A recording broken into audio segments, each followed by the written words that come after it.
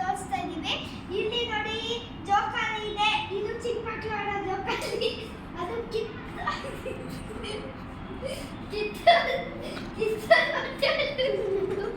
ಮತ್ತೆ ಅಲ್ಲಿ ಬಟ್ಟೆ ಒಣಗಾಕಿದೆ.